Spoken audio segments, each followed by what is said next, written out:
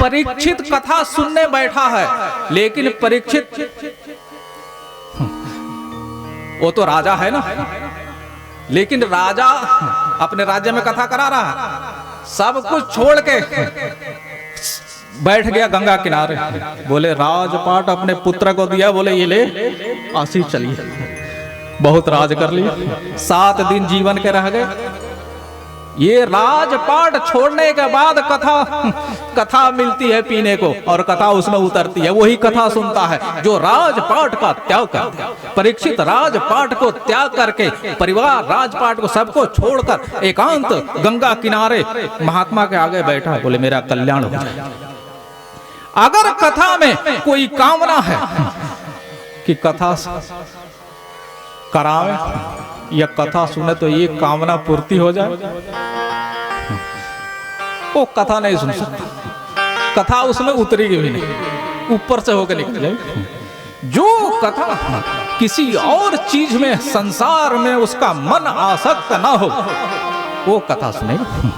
जिसका मन संसार से विरक्त होकर केवल ईश्वर के लिए अगर बैठा हो, कथा का फल वही प्राप्त करता है। अगर बाबा जी को ये लालच हुआ कि कथा से इतना चाहिए, तो फिर बाबा जी की कथा उतरेगी नहीं, ऊपर से निकल जाएगा। ये देवता कह रहे लालच दे रहे, बोले ये अमृत का कलश, बोले नहीं नहीं, भागवत में कथा का कोई मोल नहीं होता, कथा कोई बिक्री नहीं होती, कथा की कथा बेमोल होती है, और कथा भगवान की प्रसाद होती है, और प्रसाद का कोई मोल नहीं होता, प्रसाद बांटा जाता, मोल नहीं होता प्रसाद, और प्रसाद का कोई मोल देगा भी तो क्या देगा, क्या देगा, क्या देगा? प्रसाद का, भगवान के प्रसाद कोई मोल होता, क्या मोल देगा उसका? इसलिए देवताओं को सुखदेव ने वहां से भगा दिया, और कथा किसको सुनाया? परीक्षित को। ये भागवत कहती है ये जो कथा है ये देवताओं को भी दुर्लभ है, दुर्लभ है। लिखा है श्रीमद् भागवती वार्ता सुराणामपि दुर्लभ। बोले ये देवताओं को नहीं सुनाई गई थी साहब, ये देवताओं को भी दुर्लभ है, जो आप और हम इसका श्रवण करें। हम भाग्यशाली हैं जो इस कथा हम आपको सुनने को अवसर प्राप्त है, जिसको देवताओं को भी श्रीमद् भागवती वार्ता सुराणामपि दुर्लभ, ये देवताओं को भी दुर्लभ, दुर्लभ। हमको तो सुनने, एक बात और कह दें, कथा धरती पे ही होती है, स्वर्ग में कथा नहीं है। इस भूल में मत रहना कि स्वर्ग में कथा होगी, नहीं नहीं नहीं नहीं। जब राम जी इस धरा धाम से जाने लग गए स्वर्ग में, अपने धाम को बैकुंठ में, तो हनुमान जी से बोले हनुमान चलो। बोले कहाँ? बोले अपने धाम को।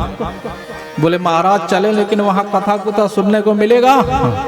बोले कथा वहां नहीं है, कथा तो यही है भैया, वहां कथा नहीं है, वहां तो खाली आनंद है बस, कथा तो धरती पे ही है। बोले फिर मैं नहीं जाता, धरती पे जब तक कथा सत्संग होता रहेगा, जब तक हनुमान जी इस धरती पे हैं। और सुनना, चाहे वो राम कथा हो, चाहे वो भागवत कथा हो, चाहे वो शिव कथा हो, चाहे वो श्री देवी भागवत कथा हो, इस धरती पे कोई भी कथा होती है, उस कथा में मेरे हनुमान होता। बोले हनुमान जी महाराज की जय हो।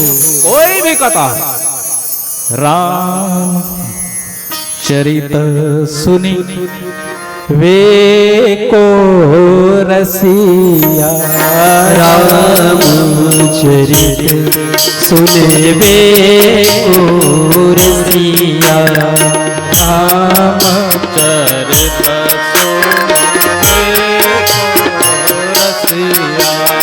राम चरित सुने वे को रसिया, राम लखन सीता मन बसिया, राम लखन सीता मन बसिया।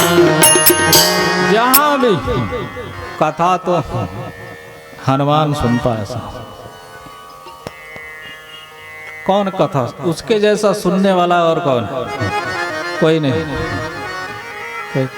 कथा के लिए भगवान को वैकुंठ को छोड़ दिया।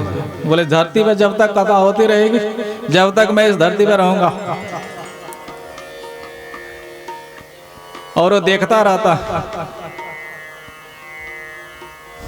हमारे जैसे गोबर उठाने वाले कभी कान पकड़ के बैठा लेते, बोले इधर आ रहे, तेने बहुत गोबर उठाया। लेकिन लेकिन लेकिन उसके लायक बनो तो सहा।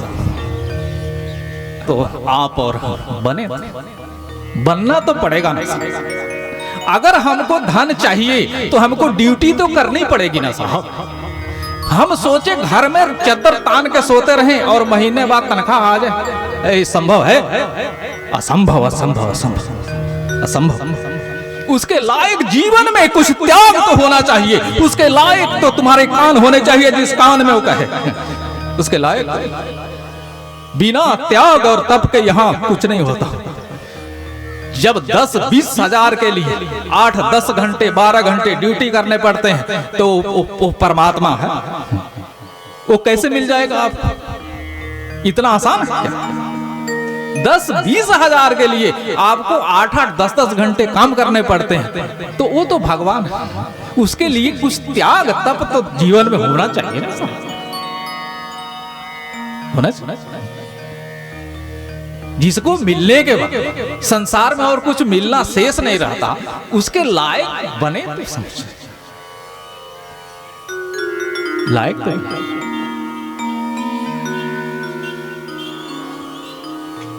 तो जब देवताओं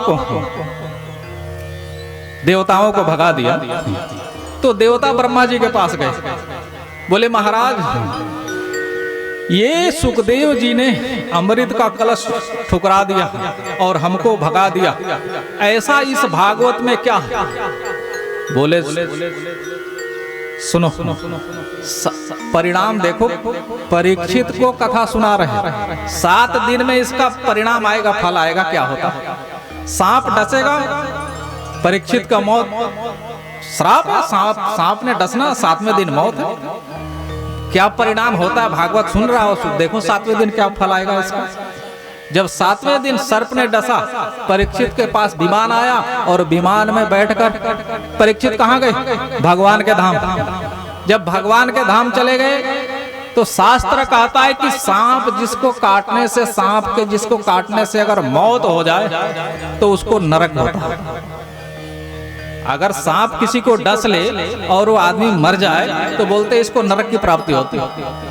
लेकिन ये सांप इसको डसा, लेकिन ये नरक नहीं, ये भगवान के धाम में जा रहा। बोले ये श्रीमद् भागवत की कृपा। ब्रह्मा जी ने इस ग्रंथ में लिख दिया क्या? मैंने रे भगवत द्रूपम शास्त्रम भगवतम कलो